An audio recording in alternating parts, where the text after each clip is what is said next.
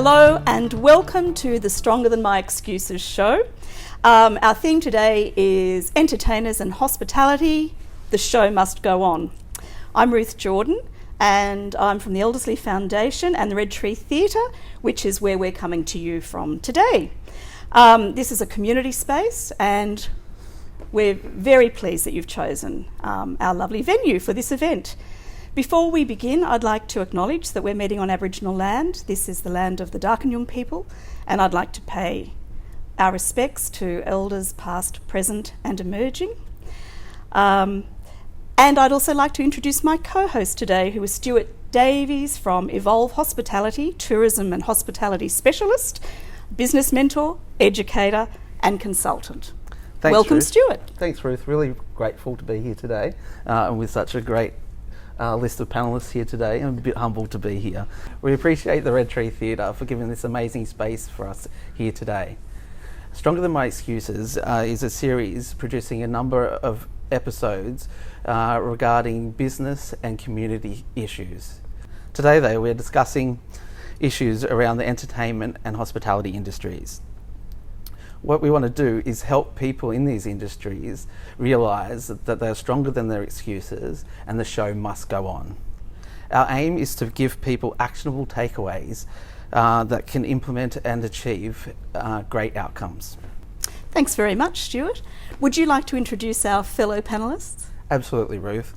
Today I'm really excited to introduce Marnie Mcqueen. Sorry, I'll have to read this one. It's she's a NIDA graduate, a marriage celebrant, a comedian, and also happens to own a pub at the Royal at Wyong.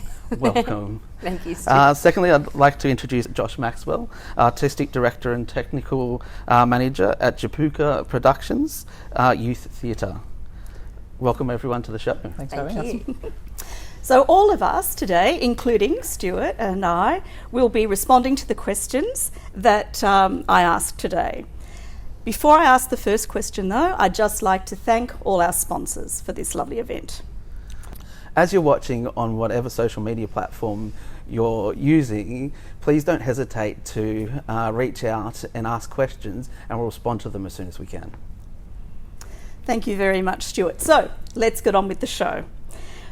So I'm going to direct my first question to you, Marnie, and that is, what are some of the underlying issues in the hospitality and entertainment industry? Now, we know that many of these issues have been around for many years, and we've had the whole issue of, the COVID lockdowns. What can you tell us about these issues? You've been an entertainer for many years, and now you have a pub. So how about you go first? At the pub, one of the major issues in hospitality, and Stuart would know a lot about this as well, that is just you need to create an atmosphere where people want to come, a welcoming and enjoyable atmosphere. And so, that is an obstacle that you need to overcome if you don't have the right lighting or you don't have the right people working in your venue or you don't have the right offering. So absolutely agree there. If you don't mind jumping in. Yeah. I consider hospitality an experience. And that experience starts with whatever you've got on social media, whatever you've got online. You create an expectation, whether it be word of mouth or people's previous visits to your establishment. You create an interest, and then what you need to do is actually continue that interest on. And what a lot of people fail to do is actually continue the image that they've put out or portrayed, and continue that theme going through the business. Yeah. And so where it falls down is that a customer will either have an awesome experience, but then the consistency isn't there. Yeah. And so they come back for a second time and they just go, oh, that was a horrible experience, I'm not going to go back. They tell 10 people, they tell 20 people, they put it on social media, you don't know how many people go. The difference between successful people and them is they actually action these items and actually have a go and aren't scared to have a crack and try new things. Another thing is there is sort of limited support for performers, and especially during COVID, a lot of performers found it hard to get any government assistance. What government assistance? Partly because, so there's that. Yes. funding. I think I actually had a little sneak peek at your notes. Yeah, I've got my note. Mine's all about funding. I come from the youth arts sector, so it's a completely different kettle of fish to the whole sector, because obviously you deal with child protection as a big part of what you do. But I think what's so interesting to me is I came into the youth arts sector probably 5 to 10 years ago, and in that 10 years I've watched 29 organisations lose their federal funding, and it's proportionally the most defunded part of the sector.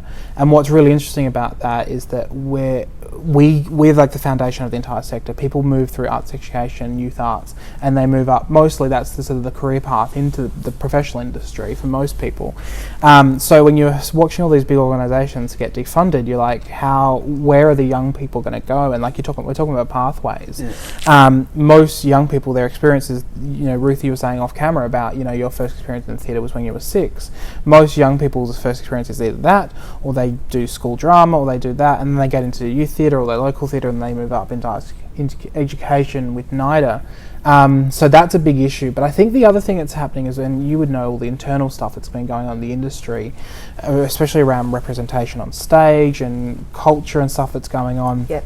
And those issues have existed for decades in our sector. And what I think is really interesting, and maybe even a positive out of COVID, if you can take any positive, is that COVID stopped just shut down the sector. So it gave way for some really important conversations that we needed to have. And I think that, that's a positive thing. And my other thing, and I don't know about yourself, but for me is the burnout.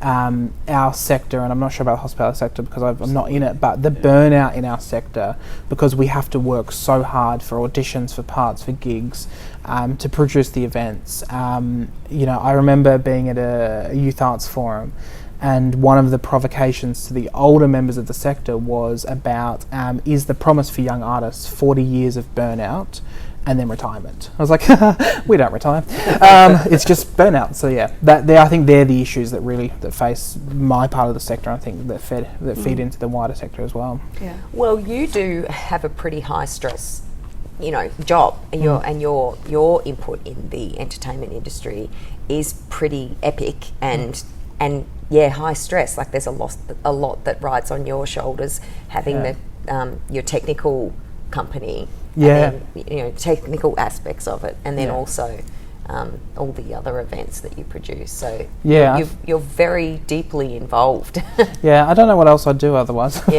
I think you're right. It's one of those things that I think we all get so deep into the industry, and I just don't know. I think we end up. It's a hobby that becomes a career, that becomes a hobby within the career, and it just goes and goes and goes. And I think that actually leads into another systemic issue particularly in entertainment, and that is, that old saying about if you do a job that you love, you'll never work a day in your life. And unfortunately, I think that often what isn't recognised enough is the time and effort and skill that goes into the entertainment industry, because people like Marnie and Josh make it look easy. Yeah. And so there's a tendency to be dismissive of those skills and to not adequately remunerate people. Couldn't agree more. So often the performing arts are asked to donate their time. Whenever there's a crisis, who gets trotted out? It will be performing artists. Yeah. To make everybody feel good again. Yeah. And even on sort of levels such as, I have a daughter who's a musician. A lot of time and money and effort has gone into her musical tuition, and yet she is often asked to perform gigs at, say, markets for nothing. Yeah. With the promise of, this is exposure for you, and, put your guitar case out and people will throw you coins in an era when hardly anybody carries cash. So I think that's actually a really big issue, is people actually not wanting to pay people in the entertainment industry what they're worth. Couldn't agree more. Yes, you can't eat exposure. Yes, that's right. Okay, moving along. And I'll throw this to Stuart first. So what do you think would be an outstanding outcome once we've resolved these issues? If we support people in say, the hospitality industry, what could we expect to see? You're involved with many venues and managers, Stuart, so what are you hoping to see? So sort of further to that, I guess I'd like to see some more investment into creating those pathways. I've seen some of the bigger companies now that have multiple locations across Australia are opening up. And you can work in multiple locations. So if you wanted to do a trip around Australia type thing, you can stay within the one company and then move around and work within that. So whilst COVID's been very hard, I guess, for the industry, it's actually given us a big shake-up, what you were talking about before, and allowed us to have some difficult conversations, especially, I guess, around mental health and the systemic problem of underpayment, because that happens in hospitality as well, just not in the arts. Yeah. And me being obviously an employer of entertainers and things like that previously, I know at the start sometimes I'd always do what you said and be like, will you come along, I can feed, this is what I can do within my budget. And so I'd really like to see, I guess, more spend in education and uplifting our skill level, so that when people come out of doing training with hospitality, that they are better equipped to serve people. They understand customer service, they understand the industry, they understand where they want to go and actually make it a career again. And so just facilitating that and then giving people the skills to be able to do that. And they're such transferable skills, aren't they? I Absolutely. mean, those skills can take you anywhere. Absolutely. Yeah. Josh, do you have a comment? Yeah, look, I think for me, in terms of the things that are going to have a positive outcome on what I've trained for and on our sector, is one, better funding for the arts sector in general. I mean, it's really interesting. I always find it fascinating that every 4 years, Australia Council has normally a massive cut and a whole bunch of organisations get defunded. Then the Olympics happen and we suddenly have $100 million to send the athletes to Tokyo. I was like, wonder where that money came from. But I think, getting everybody to accept that arts is a massive part of our culture, not just our first people's culture, but just in general. Like, I mean, you think about the most recognisable building in Australia, and it's the Opera House, and that's a theatre. And so we have this massively recognisable venue, and people go, "Oh no, we're all about sports." Like, well, there's a weird conflict there. So yeah, better funding for the whole sector is important. What you were saying earlier about paying people what they're worth and for what they do, and I think once that's leveled out and it's not as hard to get grants and it's hard to get audiences and it's just a part of the culture, all of that burnout stuff will fall away, because yes, it'll still be hard work and it will still be a lot of things to do, but it will be more about that's the job. You don't have to fight. You don't have 500 companies flocking like seagulls over $100,000 of funding.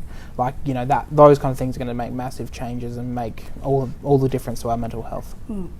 Thanks, Josh. What about you, Marnie? Now is a time in my life when, if I was to embark on a new creative project, which I would really love to, I would need to get some kind of funding for it, because I've got kids.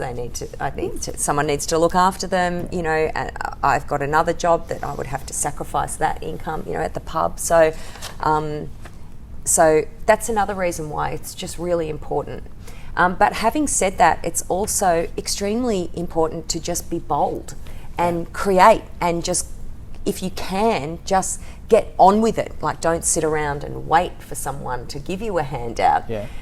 So, depending on what stage in your life you're at, you can actually just go forth. So I started my career with creating my own shows. I made all these different characters and then toured these shows all around Australia and did corporate events and people's birthday parties and stuff like that. And that was my main source of income for probably 10 years, playing Rosa the Russian bikini waxer.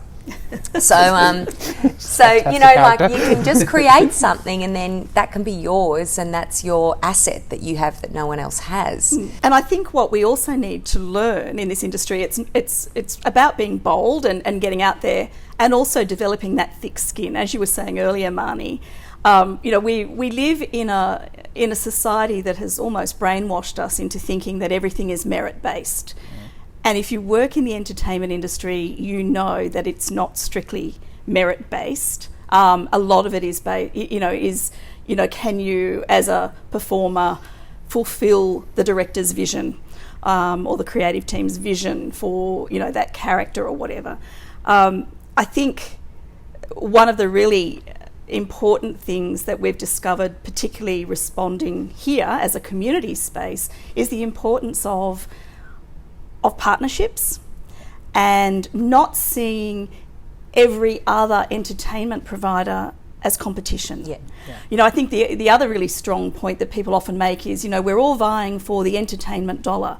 Well, I don't necessarily agree with that, and I think we are much stronger if we work together. Absolutely. And if we co-produce, and if we lend each other bits and pieces, and if we share our ideas, I think what we then do is create that really strong culture, and people, the community will respond to that. Yeah, absolutely. Absolutely. I think if people go out and have a wonderful experience somewhere, then they'll say, that was so great, I loved seeing that show, let's go and see another show. Yes. And then they go somewhere else to see another show, or if they go out and have a fantastic dinner. Let's go and do that again. And they go, we really can do all enjoyed of this locally. We don't have to go necessarily spend a lot of money to go somewhere else to get that hospitality or entertainment fix. It's we have this thriving culture here, and it's on our doorstep. So let's make the most of it. Absolutely. I think co-opetition is my favourite buzzword at the moment, and that's exactly Did that. you say co-opetition? Co-opetition, so working together as opposition, Yes. but in the greater good of a destination. So by hospitality going out or tourism going out and promoting the Central Coast as a region, all the small operators sort of banding together, so we've got all these different and cool experiences that we can give. Yes. But that would be my favourite word. Yep. Of That's the a great moment. word. Do you mind if we use it? I stole it as well, so don't. I did ask for permission. Thank you, Stuart. So moving on to the next question, and some of that has partially been answered, I think, in our previous conversation. But what actions do you think, or what advice we can give viewers about how they can sort of grow and refresh and recreate themselves, particularly as we know that there is a very high burnout rate in hospitality and entertainment, and we've had that other thing of a couple of lockdowns, the COVID pandemic, and that has created some very serious mental health issues for some people. So Josh, what's your advice? Yeah, I think, I'm just going to sort of throw a hand grenade into the title of the show. I actually want to retire the phrase, the show must go on. I actually think if we get rid of that phrase in general in the sector, COVID taught us the really hard way how to do that. It actually moves things away so we can have important discussions, give ourselves time to breathe, get rid of the hustle, which you were talking about before, I think, and give us time to create and collaborate and think differently. And I think that's a really important thing. But I think that's, for me, that's always been the big thing, is that everyone just goes, that's show business, the show must go on. It's like, actually, no, we can change that. We can, as a sector, go, nah, let's do something different. And I think COVID has given us the time to do that. And now we're in this new sort of beginning, so let's try a new beginning. Sure. Okay. Thank Yes, you. and going on your point earlier about what's happened recently with through the lockdown of what's changed in the industry, just with the people of colour now, and looking at that at a grassroots level, and Absolutely. so all of that there has been a huge shift just in the past few months. Yeah. With all of that, which is just wonderful. So that's, I don't know what we can do about that is continue that and continue the discussions, and then the same with gender and absolutely. So we if we just continue to learn, educate ourselves, and look after each other in that way, then that's very, very important. Yeah, representation is so much, and I think we've now got the time to do that, and we've now got the time to look after each other and talk to each other and understand each other better as a sector and as an industry and as just as people. And it's that inclusiveness. Yeah. Yeah. How about you, Stuart? What would you say? I think that the working together is really good and really pertinent, but I also think looking after self is highly important. Yeah. So understanding who you are, understanding what makes you work, understanding that it's okay to not be okay, sorry to use the catchphrase, but it really is, and for us as industry professionals to reach out and to actually ask for help if we need help, because we're all going through similar things. I know personally I've had to reinvent myself 3 times during COVID. I've had to do some humbling things that you go, normally that wouldn't happen, but in terms of creating a positive mindset and looking, it's given me personally the time to reflect on who I am, what makes me tick, what I like to do, and then value myself. So then by valuing myself means that I can put a dollar value to what I'm doing, and if somebody doesn't want my services, then that's fine. Whereas That's right. once upon a time I would have been fumbling, discounting, doing everything, thinking that but that was just me and being in my own skin, not actually what they were thinking. And so I utilised the time to help grow self, which in turn has helped my family, which has in turn helped the businesses that I'm working with, including my own. That's So great. that's about valuing yourself and treating yourself as your number one client, Absolutely. isn't it? And also, sorry. no, Because we always look, especially in hospitality and entertainment, we're always looking after somebody else. Yeah. We're never actually looking after ourselves. yeah. And going on that, and what you were saying before, Ruth, about not being paid for what you do, or not people asking you to do things for free because it comes easy to you.